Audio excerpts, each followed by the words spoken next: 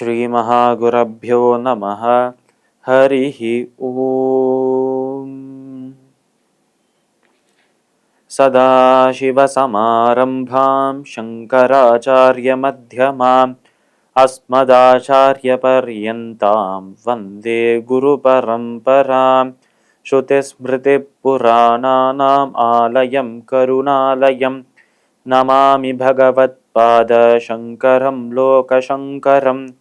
अपारकरुणासिन्धुं ज्ञानदं शान्तरूपिणं श्रीचन्द्रशेखरगुरुं प्रणमामि मुधान्वहम्.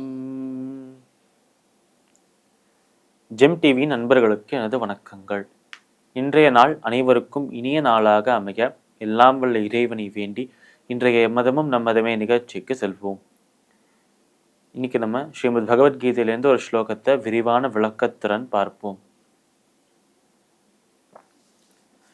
யத் கரோஷி யதஷ்னாசி யஜ்ஜுஹோஷி ததாசி யத் யத் தபஸ்யசி கௌந்தேய தத் குருஷ்வ மதர்ப்பணம்.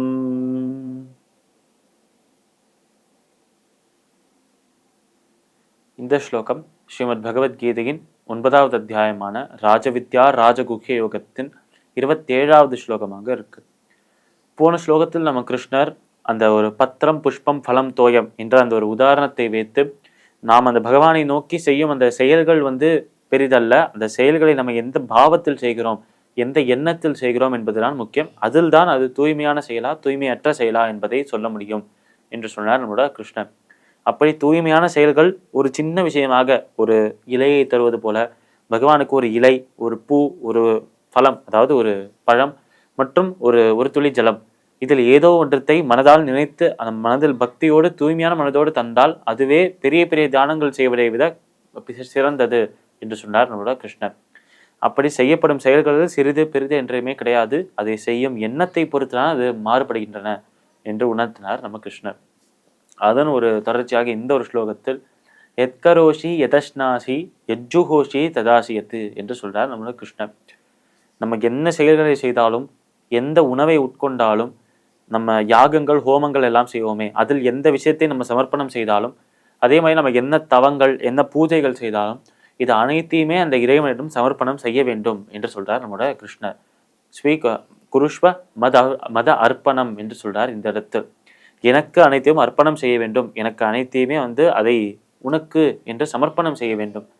அப்படி நம்ம செய்யும் செயல்கள் எல்லாத்தையும் அந்த இறைவனுக்கு சமர்ப்பணம் செய்தால் அதற்கான பலன் என்ன என்று கேட்டால், அப்பொழுதுதான் அந்த செயல்களை செய்யும் போது இது பகவானுக்காக சமர்ப்பணம் செய்யப்பட்ட ஒரு செயல். இதில் நான் அவருக்கு இதை சமர்ப்பணம் செய்திருக்கிறேன் என்றால் என்னை அதை செய்ய வைக்கிறதும் அவர்தான். என்னை இந்த செயலை செய்வதற்காக ஒரு கருவியாக பயன்படுத்திக் கொள்கிறார் அந்த இறைவன். இப்போ இறைவன் என் மூலமாக செய்து கொள்கிற அந்த ஒரு கடமை, அதை அவரிடமே நான் சமர்ப்பணம் செஞ்சிட்டேன். இப்போ இறைவன் செய்த அந்த ஒரு உதவிக்காக திருப்பி அவர்கிட்டயே அந்த கடமையை தந்துட்டேன். இப்படி இறைவன் தான் செய்கிறார், அவருக்கு தான் பலன் சென்றடைகிறது. அப்ப நான் யார் நடுவில், நான் எதற்கு அந்த பலனை ஏற்றுக்கொள்ளணும் என்று அந்த நான் என்கிற அகங்காரம் தானாகவே உதிர்ந்து போய்விடும்.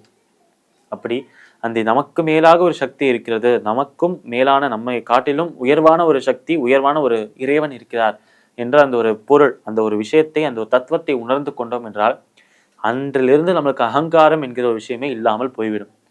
அப்படி செய்யும் செயல்கள் அனைத்துமே அவர் நம் மூலமாக செய்து கொள்கிறார், நம்மை செய்ய வைக்கிறார் என்று புரிந்து கொண்டாலே நான் தான் செய்கிறேன் என்ற அந்த ஒரு கர்த்தா பாவம், அகங்கர்த்தா என்கிற பாவம் போய்விடும் என்று பகவத்கீதையிலே கிருஷ்ணா சொல்லியிருக்கார். அப்படி இதற்காக ஒரு உதாரணத்திற்காக கிருஷ்ணா சொல்வது, எந்த செயலை செய்தாலும், எந்த உணவை உட்கொண்டாலும், யாகத்தில் யஜ்ஞங்களில் ஹோமங்களில் எந்த விஷயத்தை சமர்ப்பணம் செய்தாலும், அதே மாதிரி என்ன தவங்கள் என்ன பிரார்த்தனை எந்த ஒரு பிரேயர்ஸ் செய்தாலும் அதை என்னை நோக்கியே செய், என்னை மனதில் வைத்தே செய் என்று சொல்றார். இதற்கான பலன் அகங்காரம் விடுபட்டு போயிடும், நாம் கர்மயோகத்தின் மூலமாக அந்த பகவானை சென்று அடைவோம் என்று அந்த உயர்வான விஷயத்தை சொல்றார் இந்த இடத்தில். ஆனால் அப்பேற்பட்ட அந்த ஞானம் நமக்கு வர வேண்டும் என்றால் அதற்கு முக்கியமாக தேவை பயிற்சி ஒன்று மட்டுமே. என்றால் பயிற்சி இல்லாமல் இந்த ஒரு யோகத்தை, இந்த ஒரு பகவானை சென்று அடையும் இந்த பாதையை கண்டுபிடிப்பது என்பது மிக கடினமான ஒரு விஷயம் என்று கிருஷ்ணர் ஏற்கனவே சொன்னார்.